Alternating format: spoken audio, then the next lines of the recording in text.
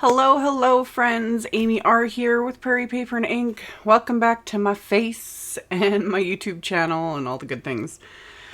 Today's video, as the title implies, is the unboxing of Simon Says Stamps July card kit. We're always a month ahead. I always have to remember.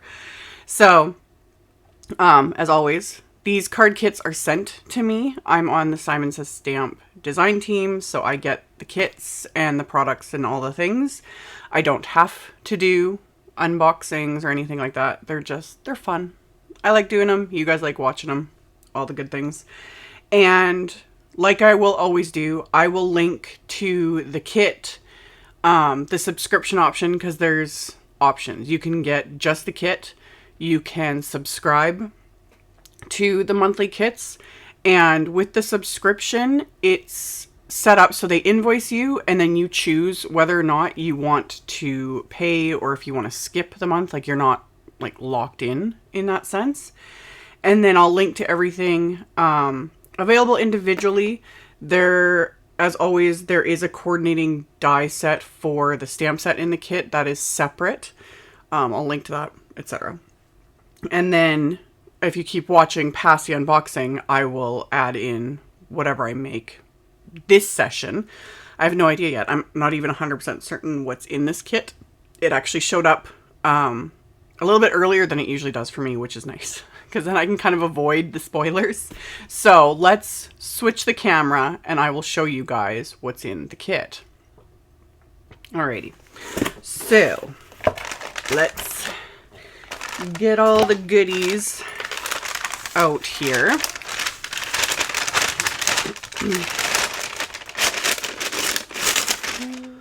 Alrighty, so this is the Flower Happy card kit, and you get one of Simon's mesh bags in the kit. These are really nice. They will hold like the entire kit contents and then some. Like, these are 8.5 by 11 sheets of paper, just to give you an idea like the size of these.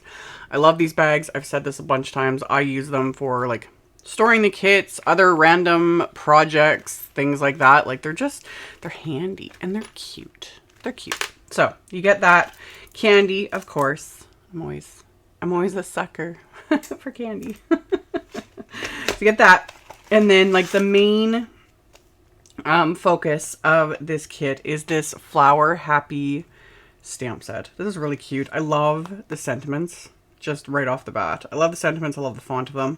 And then you got cute little florals that you can use. They're buildable, so everything is labeled. You've got A1, A2, C1, C2, C3, B1, B2, etc. So that's kind of fun. I like when they like label the things. Like, these are, you know, how they're meant to go, and then you can do whatever you want as well.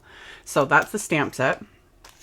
You get an embossing folder and cutting die. That's sweet. This is the Jubilee embossing folder, and then the cutting die will die cut this little decorative frame and little florals. That's actually really cute. Love that. So you get that in the kit. You get one of Simon's Dot Runner adhesive rollers. Get that. Ooh, fun.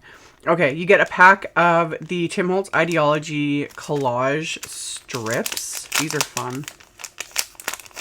There's like a ton of these in here, and they're in like a rainbow of colors. So you got like kind of reds and blues, greens, neutrals, yellows, you know, like you literally get a rainbow of colors with these, which I really like. I don't know what it is. Yeah, you get literally tons of them. So they're fun little like ephemera to add to cards and projects and all the things. So you get an entire pack of those.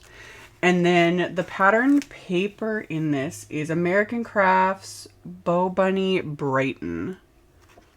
Ooh. Pretty. Pretty. Oh. Hello. Ooh, this paper is nice. This paper is real. Oh, look at that one. Some of it is foiled. I love it. Oh, that's fun. Yeah. This is like a perfect little combo here. Love it. Oh. These papers are really nice. Fun. So fun. So you get that. And then, of course, some cardstock. So you've got Simon's Cotton Candy.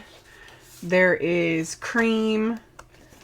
And then, oh, rose gold metallic. Can't go wrong with that. And then this is Neenah Solar White 110 pound, which is just good cardstock for card bases, Copic coloring, etc., etc. So, yeah, that is the kit in a nutshell. I am not sure yet what I'm going to make. I'm kind of like, ooh, shiny and ephemera and embossing folders and stamps and all the fun things. So again, like I said, I'll have links to everything below, and then just keep watching and I will show you guys what I make.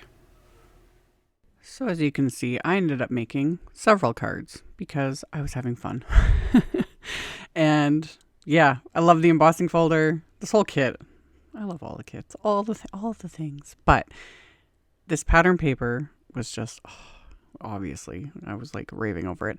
I went with 4 papers that come in the kit that are more simple. Like I purposely didn't go with the foiled ones. They're beautiful, but I'm going to use them for other cards. I wanted to use papers that I could use in the embossing folder. And then I was, at the time when I first started cutting everything down, I was thinking I might add some ink. So I didn't want to use the foiled papers because the foiling will resist any ink. So I trimmed down the papers I wanted. And again, it was originally going to be like a couple cards, you know. And then I was like, oh, there's 4 papers. You know what? Let's do several. So I trimmed the papers down to A2 size. So 4 1/4 by 5 1/2. And for me, with Simon's embossing folders, I use my Spellbinders Platinum 6 with the original platform. And I have 2 of Simon's metal shims. There are other ways to make these work. They have like sandwich suggestions for different machines on their website. And you got to kind of figure out what's going to work for you. This is like my go-to. And I also missed my cardstock. That's why I have my big flour sack cloth here. That's just so I don't get like pools of water everywhere. So I lightly mist my paper and cardstocks. I stick them in the embossing folder and then I run it through the machine. And with pattern papers especially, it's harder to see the embossing from the folders because, you know, the pattern of the paper. That's what determined for sure that I wanted to add ink to like enhance that.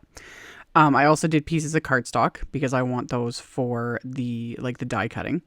So yeah, I mixed everything with water. It helps it emboss better and also helps prevent cracking. With a folder like this, I wasn't as concerned about it because this isn't super 3D. You know, certain folders and certain patterns and designs are like, they really, like, there's a lot of impression and whatnot. And if you find that your cardstocks are cracking, lightly mist. Another option is to take like a baby wipe and wipe that across as well. It just adds that bit of moisture to the paper to keep those paper fibers from cracking.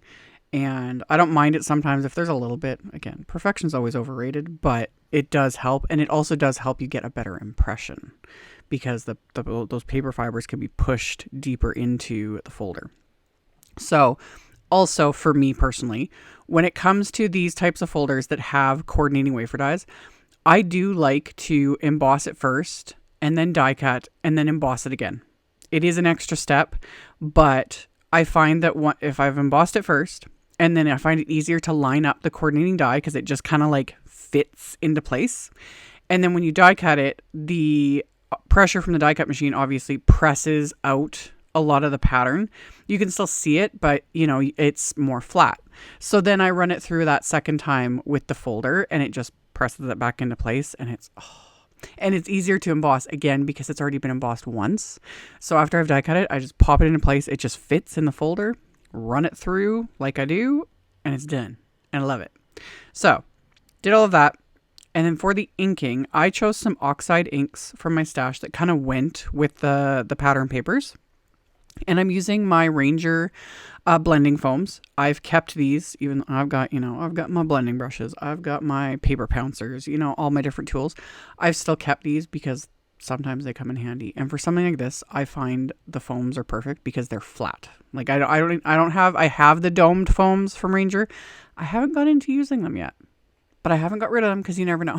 One of these days I'll be like, this is what I need, a domed foam. The second I get rid of them would be the second I need them. So do with that as you will. Anyway, I'm using the flat foams and I'm not pressing.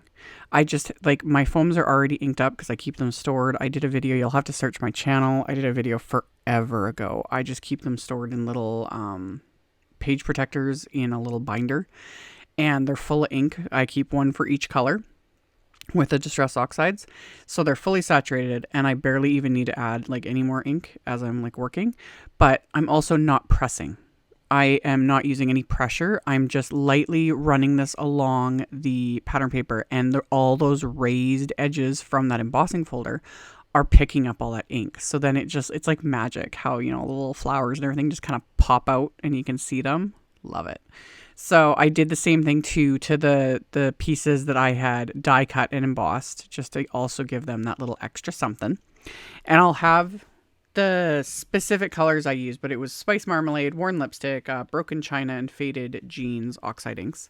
And I was just using my little ink stand to hold the ink pad, and then use my blending tool. No pressure, just holding it flat, and then just lightly running it along all of those embossed designs. And then once I get to this last one, this one was really magical. This was the Faded Jeans on top of this paper. And I was like, ooh, I like this combo. The flowers just it was like magic. It's fun. So by this point, by this last part, I was like, yep, I want to trim down these panels because right now they're basically A2 sized, and I definitely wanted to be able to mat these and frame them with the card base. So I just used my guillotine trimmer to trim these down to about 4 inches by 5 1/4, and then I took the same oxide ink on the blending tool and just went along the edges just to kind of finish it off. Covers up that white exposed bit of the pattern paper and just gives it that little extra something. And then for the little pieces that I had die cut, I'm using my Mini Misty. Finally got my hands on the Mini Misty sticky grids, which are just perfect. So this helps to just hold these in place because I wasn't 100% sure. I wanted to make sure everything was held in place in case I needed to re-stamp the sentiments. And of course, when I went to this effort, everything just stamped perfectly, perfectly the first time, but still. Y'all know, if I'd done it with acrylic blocks or whatever, I probably would have messed them up and had to redo everything. So I got each piece lined up. I just stuck it to the little sticky grid, and there was 4 sentiments in that stamp set that would fit inside these little die cuts. So I used all 4 because I was like, why not? And I stamped the sentiments with VersaFine Clair Nocturne ink. And with a couple of the bigger sentiments, I had to use my just my black marker. Because the part of the sentiment stamped over a little bit of the embossing, so it wasn't it missed a little spot, so I just filled it in with a little dot of the black marker, and it's good to go. So I just kept repeating the process on all 4 die cuts. I just stuck it to the little sticky grid and then lined up the sentiment and then inked up the stamp with that VersaFine Clair Nocturne ink, and then removed. Went on to the next one until I had all 4 of these little panels stamped with those sentiments. And then for the insides of my cards, I was originally going to stamp sentiments onto the inside of the card, but I wanted to add the coordinating pattern paper as well because I had these pieces, these larger strips left over from cutting down at the beginning there. So I trimmed these down to 4 1/4 inches wide. And I'm going to stamp the sentiment directly onto these pattern paper strips because also I was like, if I mess this up, no biggie. There's still a bit of the same pattern paper left over, all the fun things. So got the pattern paper lined up in my little mini Misty, and then I chose just one of the larger sentiments from that stamp set and stamped that onto those pattern papers with that same VersaFine Claire Nocturne ink. So just keeping it simple. That's just where I was at with all of this. So stamp the sentiments. And then once those were stamped, off camera, I had cut down some black cardstock to be slightly larger than these panels. So the black cardstock was like 4 1/8 by 5 3/8.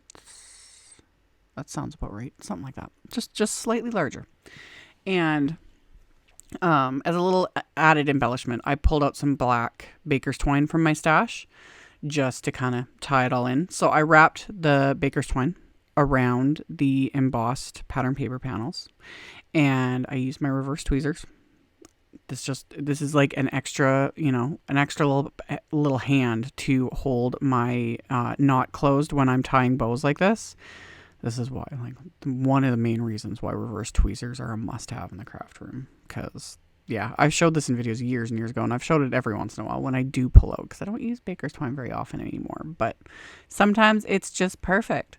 So I wrapped it around, tied it in a little bow, and then I'm going to adhere the pattern paper to the black cardstock panel. But I'm going to adjust the baker's twine first. I wanted to make sure that everything's where it needs to be before I glue it down, because once it's glued down, it ain't going anywhere. And I'm just going to use my craft tacky glue to adhere this, because there's a lot of, texture and all that from the embossing. So craft tacky glue, and then adhere that to the black cardstock. So that'll give it a nice little bit of matte and of matting. And then I've got, the black from the sentiment, and then the little black and white baker's twine. So the little die cut sentiment, basically, I'm going to pop this up with foam squares. Gives it a little extra dimension. It also helps pop it up over top of the little bit of baker's twine. It gives it that little extra something. So also trimmed down some of the little foam squares to fit into some of the littler areas there, and then popped off the backing, stuck that into place. And then I repeated this process with all the other card fronts. I didn't bother filming that because it's literally the exact same thing. So once I got all of those popped into place, for my embellishments, I am just using some Studio Caudia Onyx crystals. Oldie but goodie favorites. I've used these in a bajillion videos. With this one card front, this lighter blue one, the crystals are kind of not normally where I'd exactly place them. One, I'm not a big stickler on it, but also I only say this because there's actually a couple little random orange splotches. I don't know where they came from or why. And I was like, what? But like I always say, cover it up. So that's why my embellishments on the bottom were strategically placed to cover up those little orange splotches that I don't know where they came from or how they got there, but I was done, So gonna glue those into place. And then on all the other card fronts, it was more like artistically placed embellishments.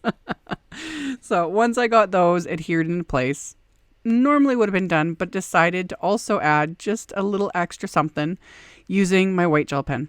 So I just used them to dot kind of the flower centers on the little die cut portion. And then I added a few little corner lines and dots. Again, just it gives it that little extra something. It's a small touch, but it's there. So I just went along and added that to all the little embossed flower centers on that piece, and then added the little lines, little dashes and dots to the two little opposing corners, and that finished off these cards. So once that was done, these cards are complete. I'll show you guys, I'll tilt them in the light and that so you can kind of see the embossing a little bit better. Obviously the inking, thankfully, really just made it all kind of pop a bit more. Although sometimes it's kind of fun with pattern paper to run it through an embossing folder without inking or anything like that. Because it's interesting how you get, the pattern paper has its pattern and texture just on the paper, but then the embossing folder gives it just a completely different look. It's fun. And I've done that in other videos as well, which reminds me, I will have a link to my playlist that has a ton of videos in it that I've done over the last however few years, I guess, using embossing folders specifically. So that playlist will be linked at the end of this video if you guys want to check it out. And then, like always, like I mentioned earlier, I will have links below the video. I'll link to my blog post. In the blog post, it's pictures and picture links to all the supplies, etc. And I'll have that supply list as well in the description box below. So you just got to expand it, and then all that info is there for you guys if you are interested. And thank you all so very much for taking the time to watch my videos, for thumbs upping and commenting. Literally, it helps a ton. It just tells them robot overlords you guys like what you see, and I appreciate it. And if you haven't subscribed, I would love if you joined us. And yeah, stay tuned. I have a ton of videos coming, literally a ton. So stay tuned, and I will see you guys very soon in the next one. Bye.